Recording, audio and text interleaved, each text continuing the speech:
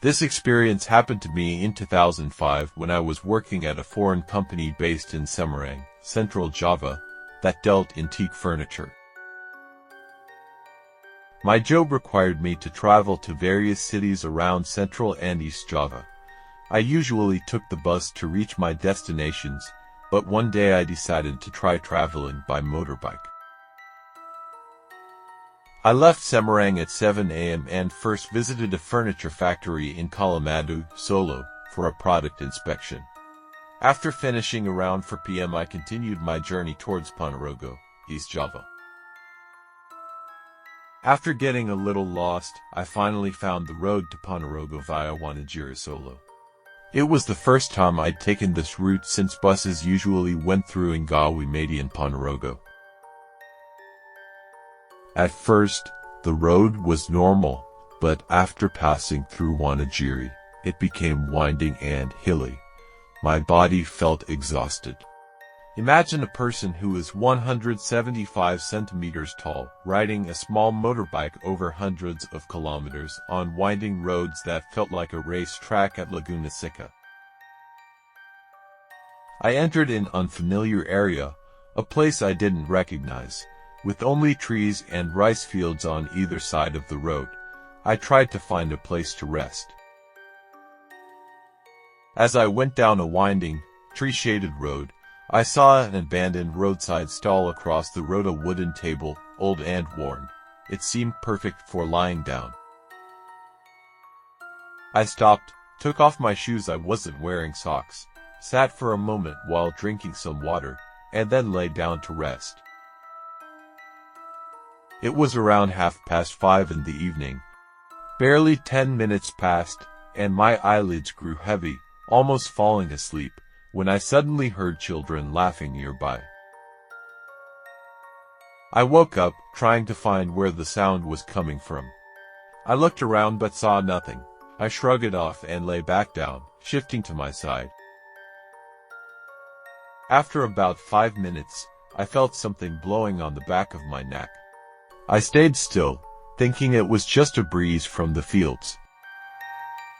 But the blowing didn't stop. I slapped the back of my neck and quickly got up. I looked around again, but still, there was nothing.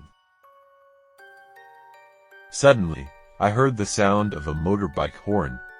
Across the road, I saw a man on a small motorbike, signaling at me with his eyes wide in shock. I tried to interpret his signal, but after looking around, I saw nothing unusual. I lay back down again. 5 minutes later, I smelled a strong scent of sapodilla fruit. Yet, there were no sapodilla trees or any trucks carrying the fruit. A few minutes later, I heard the buzzing of bees in my left ear going, "Ingo." I tried to swat it away, but the sound wouldn't stop. Exhausted, I remained lying down until the buzzing finally stopped. A few seconds later, my left big toe felt cold, and the chill slowly crept up my leg. Reflexively, I jumped up and slapped my left toe. I still didn't realize what was happening. I looked at my phone. It was already 6 p.m. and I could faintly hear the call to prayer for Maghrib. I hurriedly put on my untied shoes. While bending down to tie them, I caught a glimpse of a white shadow passing in front of me. I quickly stood up, holding the bike's ignition key, searching for whatever had just passed. I looked around, but there was nothing, just large trees and the growing darkness. Suddenly, I felt another gust on the back of my neck, and my body was covered in goosebumps. Without a second thought, I sprinted to my motorbike, started it, and sped off as fast as I could. After riding for about 2 kilometers, I finally saw some houses. I pulled over to catch my breath and buy some water. While panting and drinking the water, I noticed someone walking toward the shop. As he got closer, I realized it was the man who had honked at me earlier. I approached him, intending to ask what his signal had meant. Before I could say anything, the man spoke first. "Son, I honked at you many times, but you didn't seem to get it. I was trying to tell you not to lie down there. I saw many bald children and a large, black neck surrounding you. You're lucky nothing happened. Come, rest at my house. Hearing the man's words, I felt even more terrified. Politely, I declined his offer and decided to continue my journey slowly, reciting prayers along the way.